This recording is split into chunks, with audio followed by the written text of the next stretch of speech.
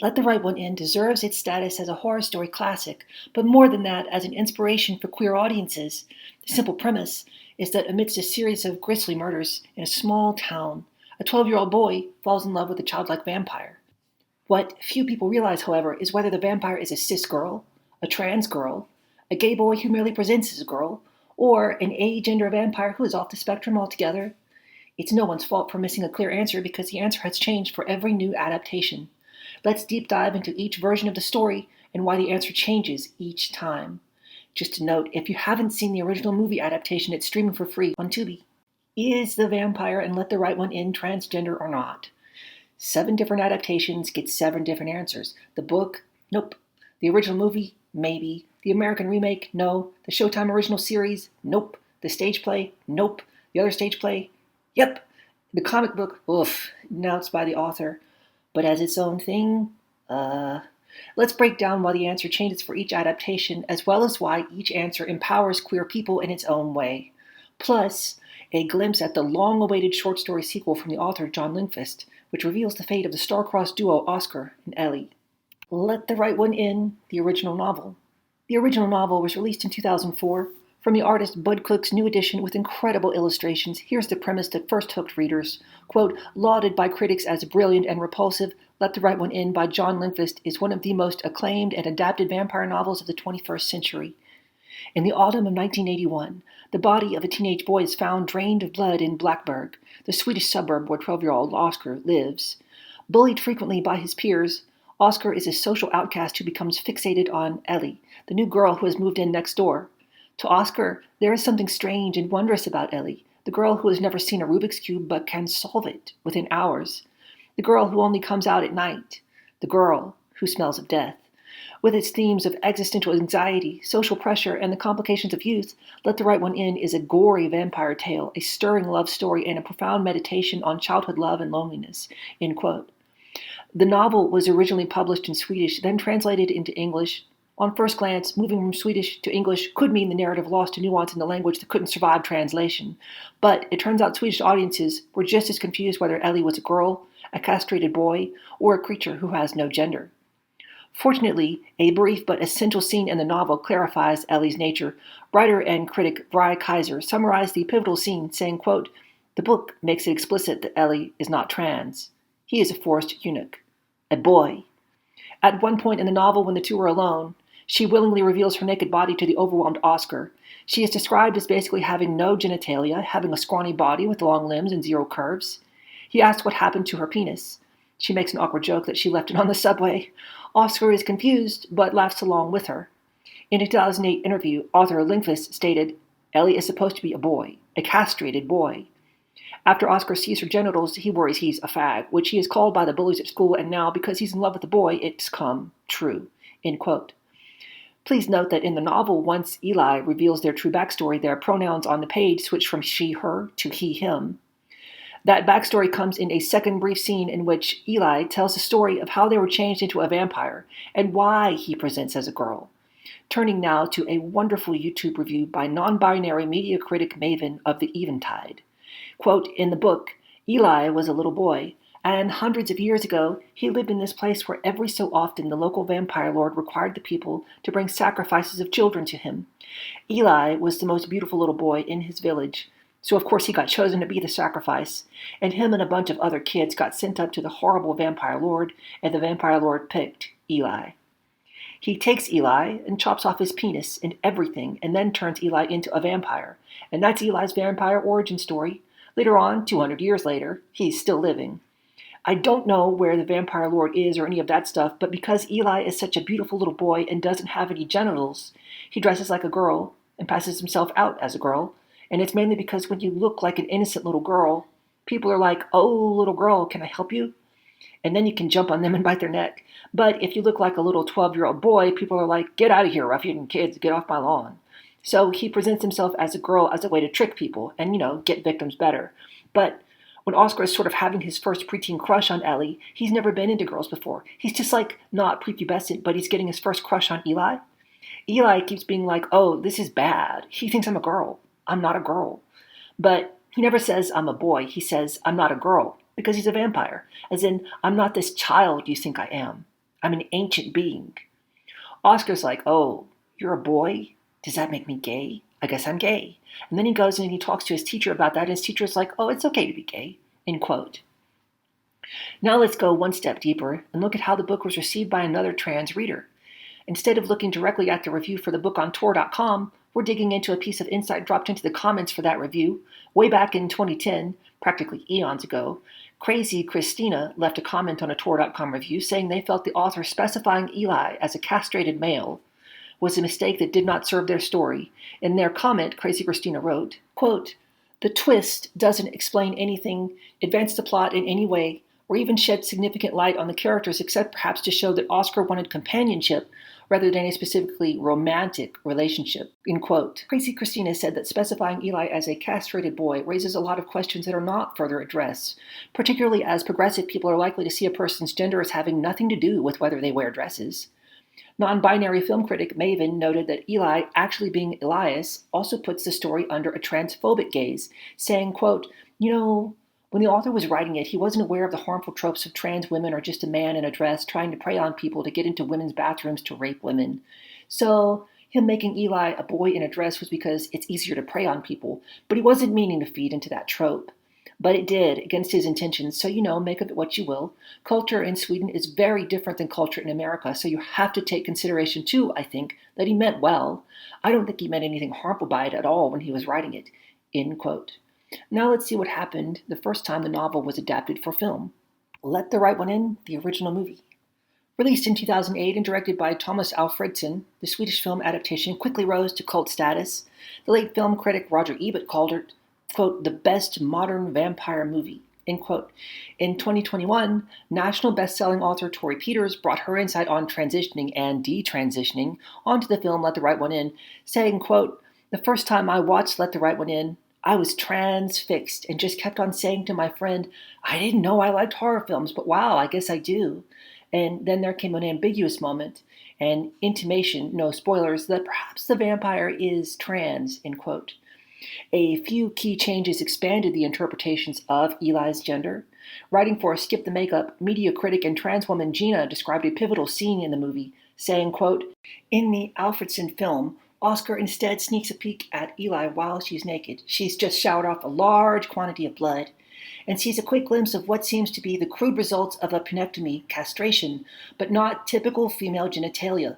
And granted, the rather insular Oscar probably doesn't know what typical female genitals look like. The Swedish film has Eli played by the haunting amateur child actress Lena Leandersson, who has a powerful presence and pathos in this role. She looks like a preteen version of Joan Jett, who's been living in filth and malnourishment for the past year. Or is it 220 years? Curiously, the director at the author's instigation had the young actress's voice dubbed at the last minute because they thought it was too high and wanted it to sound lower and more androgynous. The final effect is that of someone who's seemingly sexless both from her addiction, blood, and her inability to properly take care of herself. There is never any mention by Oscar about his concern for being moony over a quote-unquote boy, but given rapturous responses I've heard from moviegoers of all genders, it's hard to see the film and not find yourself with a crush, or at least extremely paternal, towards Ellie Leandersson, end quote. Deleted scenes of flashbacks would have further clarified why Eli appears as a girl, but the director chose to remove these scenes, leaving the question of Eli's gender open to a wider place on the canonical spectrum. The final scene of the movie shows Oscar and Eli escaping together on a train. Unable to survive in daylight, Eli is inside her portable box coffin, but she isn't asleep. She speaks to Oscar by using Morse code, and in a perhaps crude coincidence, Oscar taps back on the box, spelling out P-U-S-S, which means small kiss in Swedish. Let Me In, the American remake. The American remake received lavish praise from Roger Ebert and Stephen King, with the latter calling the movie, quote, a genre-busting triumph, unquote. But when it came to queer audiences and one British film critic, Let Me In received a far more lukewarm welcome, and there's nothing worse than lukewarm blood. Film critic Mark Kermode expressed just what made the remake so lackluster, saying, quote, the original is a film about children that happens to have vampires. The remake manages to be a film about vampires that has children in it. The central thing about the original film was that it is all about being an outcast, the anger and the rage of childhood. Let Me In tries to reconfigure this for the Twilight audience, end quote. The American remake, as is too often the case, removes the nuance of the novel and Swedish film adaptation. Helmed by celebrated director Matt Reeves, the remake instead presents Eli, now named Abby, as having always been a girl. The clarification comes from a deleted scene showing when Abby was turned into a vampire centuries ago, as well as a revisiting of the quote-unquote crying game scene in which Oscar, now named Owen, discovers the gendered or genderless nature of the vampire. Gina, author of the trans blog Skip the Makeup, offers this breakdown when comparing the book to both movies. She made 3 crucial points, saying first, quote, "In the new Reeves version, they just show a reaction shot of Owen's, the American version of Oscar's, face, when he looks at Abby, the American name for Eli, naked in the bathroom and basically don't show anything.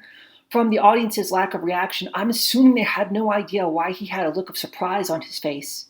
Later in the film, Owen asks Abby, 'If you're not a girl, what are you?' She replies, 'I'm not really anything.' After seeing both films, I can honestly state the recent remake is a slick, cliched imitation of Albertson's original film, which is an elegiac masterpiece about loneliness and addiction, and actually far more frightening than the remake. But what is especially interesting is to see how Lindqvist's trans-related themes, which run strongly throughout the novel, get differently digested and edited in the 2 subsequent films." End quote. Second, Gina went on to note, quote, "Along the way, in all 3 versions, Eli and Oscar haltingly become close, 2 outsiders who have found each other. At one point, also in all 3 versions, they hug, and she shyly asks, 'Would you still like me if I weren't a girl?' When I saw the original film, Let the Right One In, it was at the Castro Theater in San Francisco. No one reacted to this line. When I saw the remake Let Me In, it was at a multiplex in a suburb south of San Francisco, and the same line elicited big laughs. In the book, we find out, by the way of a tender fable, Eli tells someone she's about to suck dry of their blood, that she was the youngest, very beautiful boy in a poor family. Because the boy was small and not very useful for farm work, he was given up to a nearby lord who presumably made him into a vampire. In the book, Eli continues to ask Oscar for his feelings about someone who isn't the gender she seems. She ultimately tells him her name was formerly Elias. He obsesses more over the fact she used to have a boy's name than the fact that he's now figured out she's a vampire who has been responsible for many local deaths." End quote. The remake, however, removes any possibility for this nuance. Finally, Gina also commented on the transphobic implications of another key change to the Matt Reeves remake. Quote, "The actress playing Abby, professional child actress Chloe Moretz, who made a big splash in the film Kick-Ass, looks far more female and more girly in this version of the story. She's still without curves, and at certain points I swear they padded her shoulders to make her look more male-bodied. But Moretz is a pretty girl who, with the right makeup, might look like a standard-issue teen model on the cover of 17 magazine. Needless to say, it pretty much ruins the impact of the character and buries the entire gender thread from the novel." End quote. The changes didn't stop there. The film went on to add a scene that evokes transphobia without letting the character be trans. Gina describes the scene, saying, quote, "In a somewhat bizarre scene from the English-language remake, Owen, listening through his shared bedroom wall into Abby's apartment, can hear muffled sounds of Abby berating, quote-unquote, the father, as Hakan is called in the English version, using a voice which sounds like an adult male. This scene isn't in the book, so it's an invention of the directors, obviously as a way of bringing out some sense of Abby really being an adult male. It happens twice in the film and then isn't repeated while we can actually see her. It seems to have an undercurrent of the quote-unquote born a man line in which trans women often get tossed at them. So much of the Eli's outsider status comes not just from her addictive need to drink human blood, but because she's basically a trans girl, or perhaps a forced eunuch like David Reimer, who is incredibly insecure about how people see her and what she offers the world as a girl, mirroring Oscar/Owen's own insecurities about his masculinity. In the Alfredson film, which, although it edits down this thread from the book, I still think it would be impossible for a trans person to see this version and not have it profoundly resonate with them. In the English film version, so much of this powerful character revelation has been whitewashed." End quote. In a discussion with a poster commenting on her review, Gina remarked on how deeply the American remake diluted the queer empowerment of the original story, as well as why, despite lavish praise from critics, close similarities in the cinematography and mise-en-scene of both films made the remake look and feel redundant. Quote, "Oscar/Owen is quite different from the book in both films.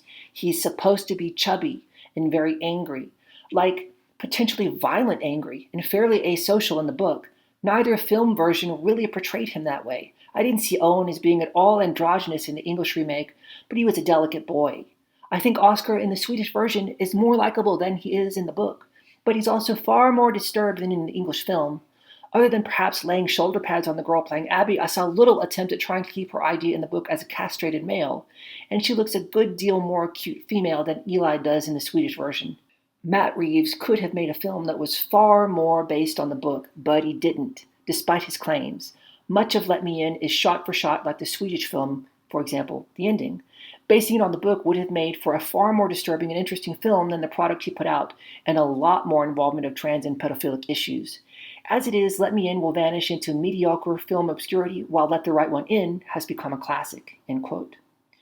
Writing for Tour.com, film critic Lee Mandello took aim at just how far the remake missed the mark, saying, quote, "I will very briefly get on my soapbox about the thing that made me the most irritated about Let Me In, the decision to erase the issues of gender and sexuality from the film.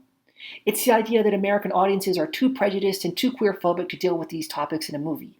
Admittedly, that's probably correct, but it was still caving in on an issue that the director had the opportunity to work with. Hell, he could have chosen to make it even more obvious and actually deal with the questions of sexuality.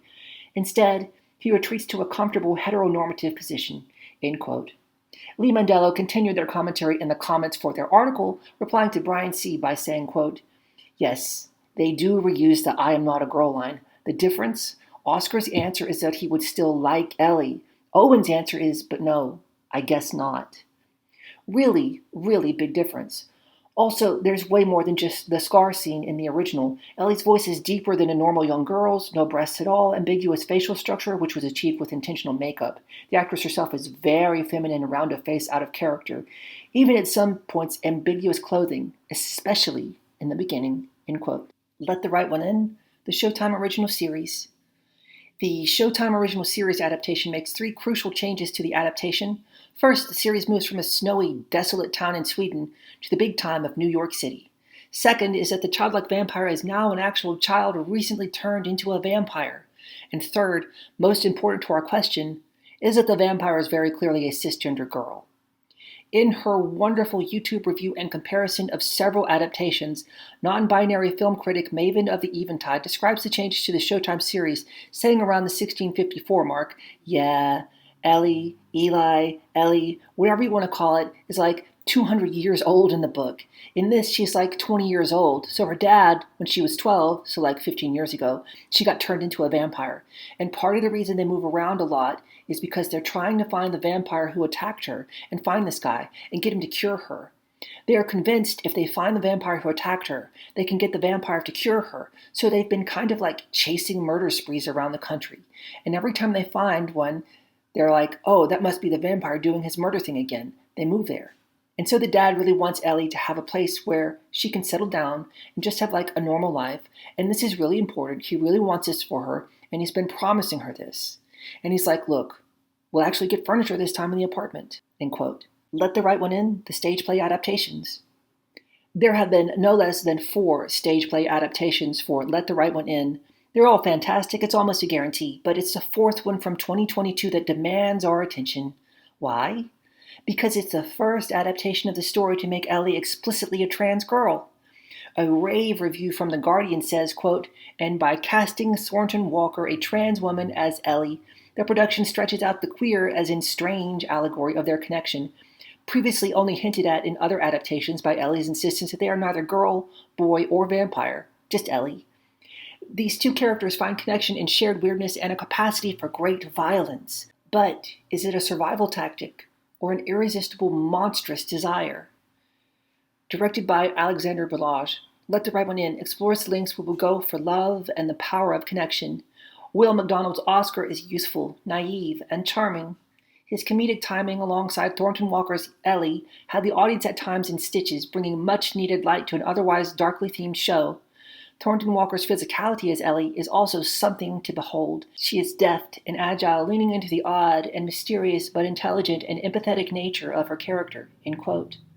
A glowing review from City Hub commented further on the casting, saying, quote, "To prepare for their respective roles, MacDonald went back to source material, especially the book, but ultimately relied on the script itself.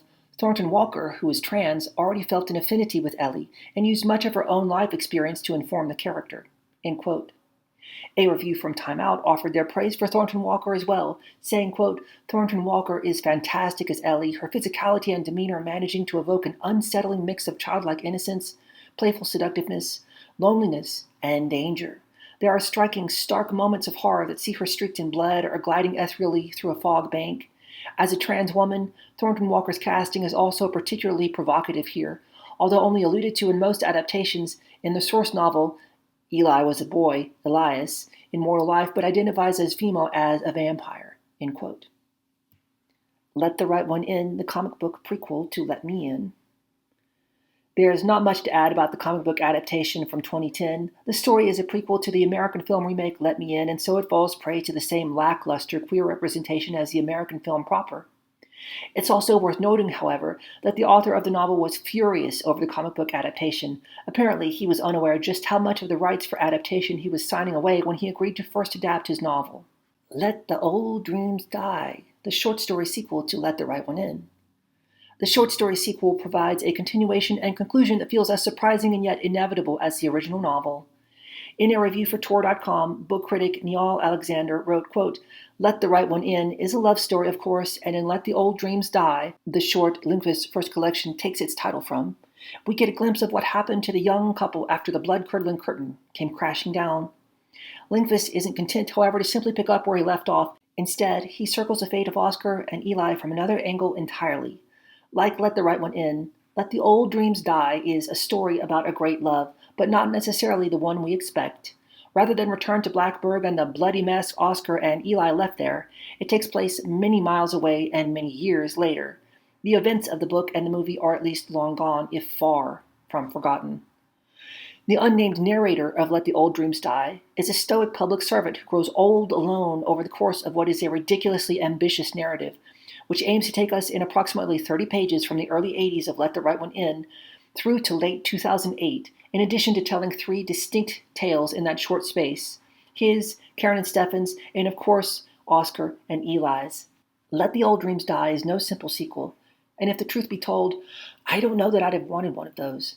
Instead, what we have here acts as an affecting post-credits snapshot and tells a tale that would be touching and tragic and timeless even if it didn't have anything to do with the book and the movie that made John Lindqvist's name, end quote. And, well, y'all, the end. That's all this time for us from Queer History. Please like, share, and subscribe. If you have a few dollars, please consider becoming a paid member of our Substack or Patreon. Until next time.